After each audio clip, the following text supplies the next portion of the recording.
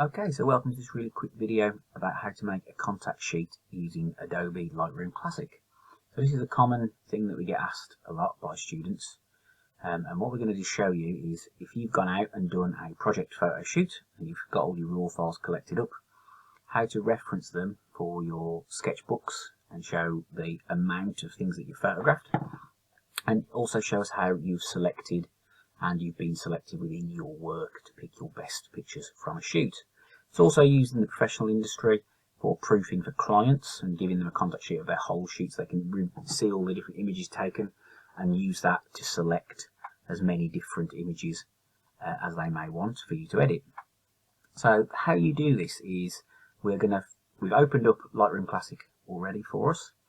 We're going to bring in our raw files, so you need to know where you save those on your computer to bring them in. So I'm just going to click up here on File, and then I'm going to go to Import Photos and Videos, and it's going to take me to a screen where I've got to find on my computer where I've saved these pictures.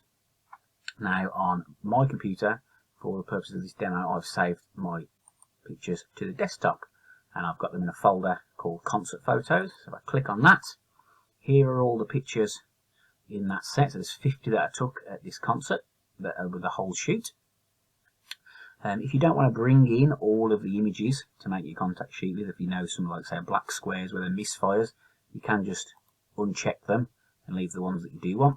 But all of these look like they're pretty well exposed, and I want to see these ones a bit closer and a bit larger before I decide which ones I want to edit to make my final project images. So I've got them all selected. Go down to the bottom and select Import, and that is going to bring all of the pictures into Lightroom, and you can see them all very small here as they're loading up. All of the images are going to appear in the little timeline down the bottom for you to see. So you'll see we've got all 50 images. They're all the original unedited raw files, and at this point you could go in, and if you know the ones already that you want to look at, you could individually edit specific photos. So you could go to the Develop module and go, there's one of the photos, I want to edit that using these sliders, and we'll look at that in a later video about how to do basic edits. But we want to get a version of all of our pictures so we've got a reference that we can see them. And how we're going to do that is we are going to go to our Print module. So across the top where your modules are, we're going to select the Print module.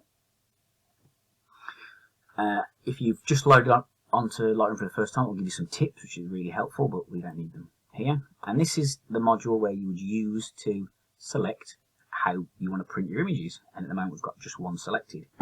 We want to make a contact sheet of all of our shots so we can reference them. And how we're going to do that is we're going to click on the very first one, go to the very end of our shoot, and we're going to hold Shift and select the last one. So that has selected or highlighted all of the photos within our shoot. Now to make our contact sheet, we're going to not going to go through a lot of the different aspects of this tablet on the side.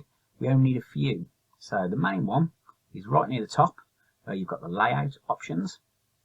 You'll see page grid where it says rows and columns.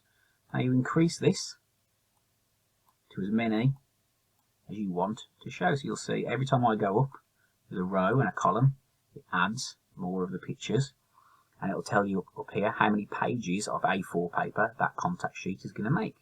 So at the moment it's 3 pages. Sometimes you may want to make it so you can fit lots and lots on there, but if you do it like that on an A4 page, you probably won't see many of the pictures. So I'm going to just keep my contact sheet to about 4 columns and 4 rows. So that'll give me a relatively decent thumbnail size so I can see the pictures that I want when I print this out on nice photo paper. So I can use my magnifier and I can look at some detail. It goes in my sketchbook. I can cross out ones and circle ones and put cropping margins on the images that I want to show how I've been selective with my work. And so that's a good amount. So I've got all those there. As you go down the bottom, you can play around with some of these different sliders. So you've got cell spacing, so you can add a bit of space around all of the images. The main thing is to try and keep an equal number with the rows and the columns. And we're going to keep going round. You can play with all the different spacing options as good as you want. The main ones I would suggest that you use are your rows and columns. And if you scroll all the way down to the bottom, you have options to put things like your own watermark. If you've got your own business, photography business logo, you might want to put that on there. What's really good for us as students, and it's a good practice, is on the tab where it says photo info. If I check that, when you check it, it says by default file names. It will give you the individual names. So these are just the coding off the camera. So it's DSC 9820, etc. Now, to try and help us remember when we come to do our write-ups and what were the different camera settings, there's a nice little thing you can do here where if you click on where it says file name, it lets you add a caption, custom text, the date the image was taken, the equipment that you used, the camera that you used. The good one here is that you can click exposure. So on the exposure now, it shows you that when you've logged in, that you have all of the exposure settings underneath each picture. So for this picture, it's a little bit small on the screen, I know, but when it's printed, it's quite useful. You can see that for this picture here, it was taken at 125th of a second, and it was shot at an aperture of f2.8. So that's two of the three parts of the exposure triangle where it's really going to help me to know what my camera settings were when it comes to do my evaluations, and so I know what I've got to do. And those two parts in there really are all you need. You can increase the font size if you want, so you can make the font of the writing bigger. If I make it the biggest it is so we can see it, there you go, you can see all of those settings on there. That's probably too big for me to print, so we'll just keep it at font size 12. And that is pretty much it. The last couple of steps that you'd want are for you to print it or select a printer. So if you can send it to one of the college printers, so you can print it as a paper copy, or you can save it as a PDF, so you've got a digital copy which you can print out and save for later. So I'm just going to go on here and I'm going to select a printer. It'll give you some options. If you're on a college computer, it will give you some options to the network printer, the colour printer, or the black and white printer. I'm just going to print it to a PDF. So it'll give me a digital copy. And once that's done, I'm just going to press OK. And we'll see up the top, it's preparing the print job. It will ask where I want to save it. So I'll just save it to the desktop for now. And in fact, it's probably even easier. So into the actual photo shoot itself. Give it a title. So the contact sheet. Save it. And then this little bar up here is going to load. And it's going to save the print. And once you have that, it will help you demonstrate, again, as I've said, how you can be selective within your work. Show how you've been picking what's a successful shot.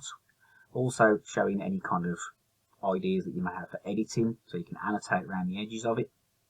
It's very useful for sketchbooks, for if you're studying a photographic qualification, but it is also very good if you're a photographer wanting to give proof copies to clients so they can go away and review and pick some of their pictures. And then from there, when you've selected from your contact sheet, you can then come back into Lightroom and you can edit and look at individual images that you're wanting to pick and work with. Okay, so once you've come out of Lightroom and you want to actually review your contact sheet, you need to go and find where you saved your images to. So for the purpose of this video, I've saved my photo shoot raw files to my desktop. So there they are, concert photos. I click into that, you can see there is my collection. So here are my 50 raw files from that photo shoot. And now that I've saved and exported my digital contact sheet. So this is a PDF file which I can use to email to people or email to clients so they can review it that way. Or you can print it out yourself to put in sketchbooks or pass on as a physical copy to a client. So you click on the contact sheet and here we have a PDF of the contact sheet. It tells you it's 4 A4 pages. All the images are listed. Here are all 4 pages with all of the different photographs from that concert on there. We can see the shutter speed and the f-stop for the pictures we're taking on.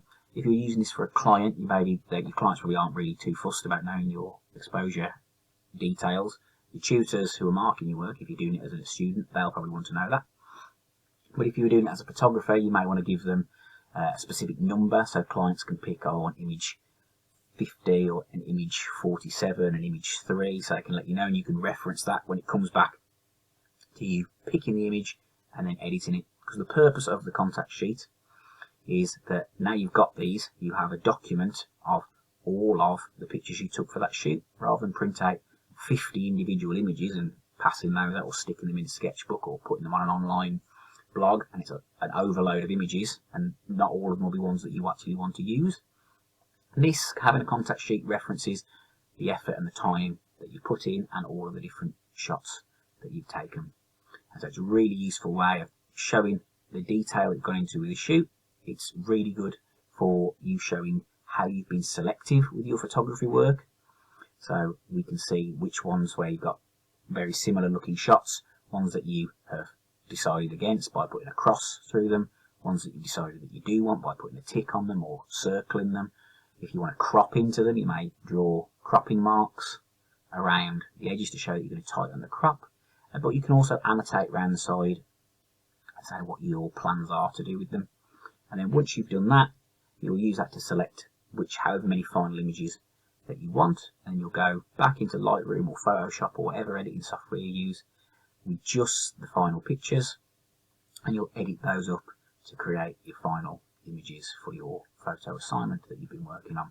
And we'll look at that in a future video when we're looking at different software and how to edit pictures. I hope that one's helped. It's a very useful trick to know to be able to create these contact sheets for your work. You can, as I said, go from here and print it off to make a physical copy, or you can email it and directly upload it to an online blog, things like a Spark page, for example. So that is that, and that is a contact sheet being made. Hope you enjoyed it. See you next time.